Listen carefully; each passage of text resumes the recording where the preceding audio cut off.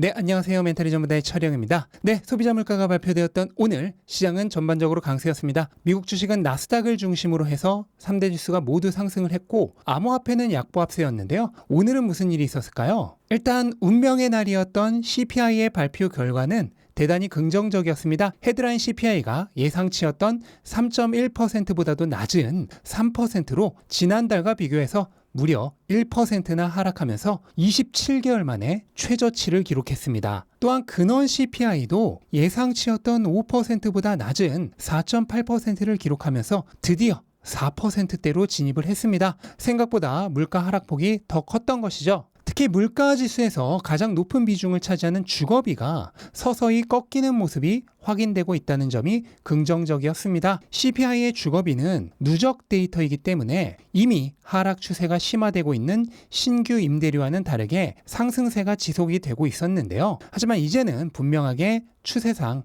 하락세로 전환된 것이 포착이 되었습니다. 연간 상승률로 보면은 더 확실한데요. 상승률이 점진적으로 하락하고 있는 것이 보이죠? 주거비는 전체 CPI에서 30% 이상, 근원 CPI에서는 40% 이상을 차지하는 초중요 지표입니다. 이런 주거비가 하락 추세를 보이기 시작한다면 앞으로의 물가 하락 추세에도 큰 도움이 될 수 있습니다. 그리고 그 외에도 모든 품목에서 연상승률 기준으로 하락 추세가 눈에 띄게 보이죠. 그리고 그것은 서비스 물가들도 예외가 없습니다. 주거비와 함께 물가 하락의 발목을 잡고 있던 또 하나의 요인인 서비스 물가도 이제는 서서히 하락의 징조가 보이고 있다는 얘기입니다. 이처럼 인플레이션이 진정되는 모습이 보이자 금리 전망치는 낮아졌습니다. 이제 7월 금리 인상이 이번 사이클의 마지막 금리 인상이 될 것이란 전망이 압도적으로 높아졌습니다. 연말까지 이 금리에서 멈출 것이라고 시장은 예상하고 있는데요.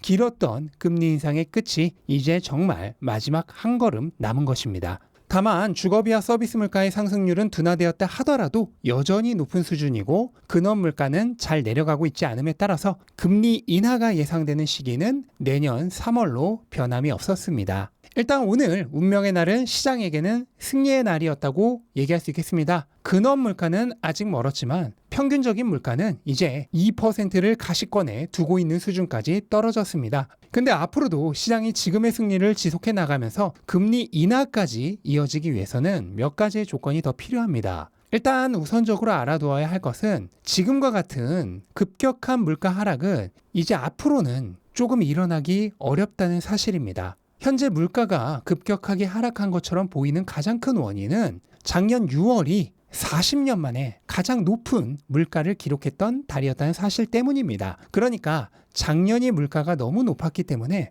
올해는 상대적으로 크게 떨어진 것처럼 보이는 일종의 착시 효과란 것이죠. 하지만 7월부터는 상황이 조금 바뀌는데요. 이번 6월까지는 전년도에 물가가 상승하는 기간이었습니다. 하지만 이제 7월부터는 물가가 하락하는 기간으로 바뀝니다. 그 얘기는 전년 대비 물가 상승률이 지금처럼 극적으로 하락하기 어렵다는 뜻입니다. 심지어 주거비의 경우는 작년보다 지금이 오히려 더 높습니다. 근데 이 주거비가 물가에서 30-40%를 차지하죠? 그렇다면 연율로 표시되는 물가는 상승하는 경우까지 발생할 수 있다는 얘기입니다. 실제로 클리블랜드 연은에서 조사한 물가 예측에 따르면 7월은 전체 CPI가 이번 달 3%에서 3.35%로 오르고 근원 CPI도 4.8%에서 4.9%로 이번 달보다 더 오를 것으로 예상하고 있습니다. 이렇게 되는 원인은 앞에서 설명드린 것처럼 다른 물가들은 이제 작년과의 격차가 줄어들기 시작을 하는데 비중이 가장 높은 주거비는 작년보다 올해가 더 높기 때문입니다. 물론 이 주거비도 이제는 하락 추세로 꺾였기 때문에 시간이 조금 더 지나면 결국은 모든 물가 지표가 다 내려가기 시작할 것입니다만 그렇게 될 때까지 향후 몇 달 정도는 물가가 시장에 비우호적으로 나올 가능성이 있습니다. 그리고 그렇게 되었을 때 시장 충격이 조금 있을 가능성이 있죠. 저도 그냥 무한정 긍정적인 좋은 얘기만 해드리고 싶습니다만 이런 일도 발생할 수 있다는 것 정도는 사실대로 말씀드리는 게 결과적으로 여러분들에게도 더 도움이 될 것이라 생각해서 얘기를 드리는 것입니다. 그리고 또 한 가지 알아두셔야 할 게 있습니다. 연준은 결국 고용이 나빠지지 않으면 금리를 내리지 않을 거란 사실입니다. 고용이 좋으면 일단 물가 자체가 더 내려가기 어렵습니다. 소비자들이 돈을 잘 버는 만큼 돈을 잘 쓸 것이기 때문에 물가는 아마도 3에서 4% 수준에서 고착화되고 더 내려가지는 않을 것입니다. 또한 연준의 양대 목표 중 하나인 고용이 안정된 상태에서 물가가 목표에 다다르지도 않았는데 금리를 내려야 할 어떠한 이유도 없습니다. 따라서 실업률이 급증하면서 고용시장이 악화되어야 비로소 금리 인하가 가능해집니다. 그 얘기는 쉽게 얘기하면 연준은 어떻게든 경기 침체를 일으킬 거란 뜻입니다. 실업률의 급증은 어떤 상황에서 올까요? 네, 예외 없이 경기 침체와 함께 옵니다. 연준이 금리를 더 올리지 않더라도 고금리만 계속 유지한다면 어떻게든 경기 침체는 만들어질 것입니다. 그리고 실업률이 오르면 그때 가서야 이 침체를 하드 랜딩이 아니라 소프트 랜딩으로 만들려고 노력하겠죠.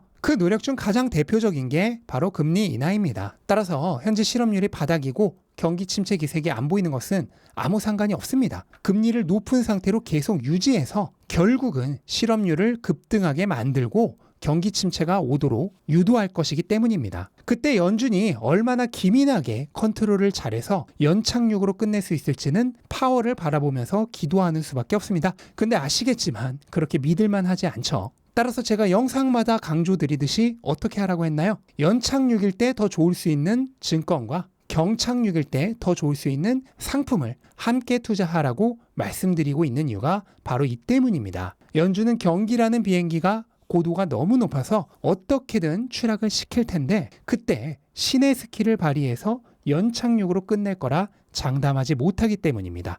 이것은 앞으로 펼쳐질 일들이고요. 일단 당장은 CPI 지수의 예상보다 훌륭했던 선전으로 인해서 주식시장은 아주 좋았습니다. 특히 엔비디아와 메타의 최근 강세가 대단한데요. 엔비디아야 현재 미국 주식 상승의 중심인 AI의 대장주이기 때문에 지속적으로 강세가 유지되고 있는 것은 전혀 이상하지 않은 현상이고, 메타는 최근 트위터의 대항마인 스레드를 내놓으면서 강세가 이어지고 있습니다. 메타의 주가는 올해 들어 3배 이상 올랐고, 이 기세라면은 올해 안에 전고점에 도전하는 것도 불가능해 보이지 않는데요. 근데 메타버스 기업이 될 거라며 야심차게 사명까지 메타로 바꿨는데 다시 SNS 기업으로 돌아오면서 주가가 오르고 있는 모습은 조금 아이러니하죠. 사명을 다시 메타에서 소셜 같은 것으로 바꿔야 하는 게 아닌가 하는 생각이 듭니다. 네, 그리고 테슬라는 기가 텍사스에서 사이버 트럭이 생산 중인 모습이 포착이 되었습니다. 사이버 트럭은 계획대로라면 하지만 올해까지는 파일럿 양산 정도이고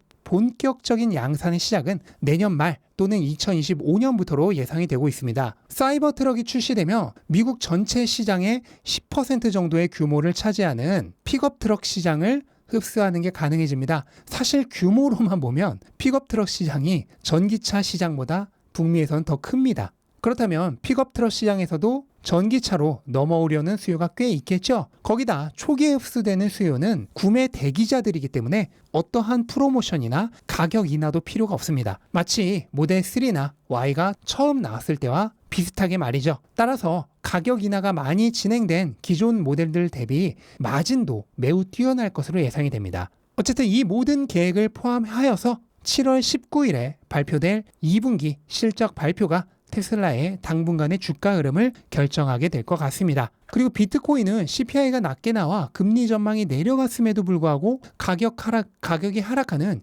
예외적인 상황이 연출되어 의아함을 자아내고 있는데요. 암호화폐의 경우 유동성에 직접적인 영향을 받기 때문에 증시보다도 금리 전망에 대한 영향을 더 받는 자산이라 원래는 상승했어야 정상이었죠. 그런데 왜 하락했을까요? 미국 정부가 실크로드에서 압수했던 비트코인 거의 1만 개를 판매를 위해 이동시켰다는 소식이 하락의 단초가 된 것으로 판단이 됩니다. 이전 3월에도 비트코인을 이동시킨 후 실제로 매도를 했었는데 이때 이동시켰다고 발표한 날 3월 9일과 실제 판매를 한 날 3월 14일에 두 번에 걸쳐 급락이 나왔었습니다. 그러니까 팔 거라고 발표할 때 공포감에 미리 하락이 나왔고 실제 매도할 때 다시 하락이 나왔던 거죠. 이번에도 향후 나오게 될 대량의 매도 물량에 앞서서 선행 매도가 나왔을 가능성이 있고 어쩌면 미국 정부 물량에 실제 매도가 있었을 가능성도 충분히 있습니다.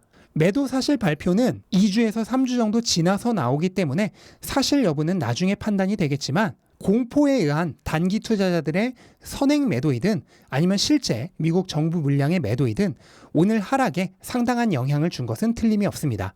미국 정부의 매도 이슈 같은 단기적 노이즈를 제외하고 나면 향후 유동성 긴축 국면이 마무리되어감에 따라 비트코인의 중장기적 전망은 매우 긍정적입니다. 달러 인덱스는 드디어 52주 최저가를 기록하면서 100의 지지 영역을 깨기 일보 직전까지 몰렸습니다. 지지 영역이 깨지고 나면 이후로는 약 4년간의 길고 긴 하락 추세가 계속될 예정인데 달러와 완전한 역상관관계를 갖는 비트코인에게는 최고로 긍정적인 장면이죠. 거기에 현재 중국 쪽에서 불어오는 경기 침체와 디플레이션의 향기가 2024년에 패러다임 시프터가 될 가능성이 있습니다. 글로벌 최대 공급 사이드인 중국에서 디플레이션이 심화되고 경기 침체가 강해지면은 이 영향이 전 세계 국가들에게 반드시 영향을 주게 됩니다. 그리고 우리가 생각하는 것보다 더 빠른 시간 안에 경기 침체와 디플레이션을 불러올 수 있습니다. 비트코인은 글로벌 자산이기 때문에 미국의 유동성보다도 글로벌 유동성과 연관성이 더 큽니다. 글로벌 유동성이 풀릴 때 예외 없이 강한 상승을 했었던 것을 확인할 수 있습니다.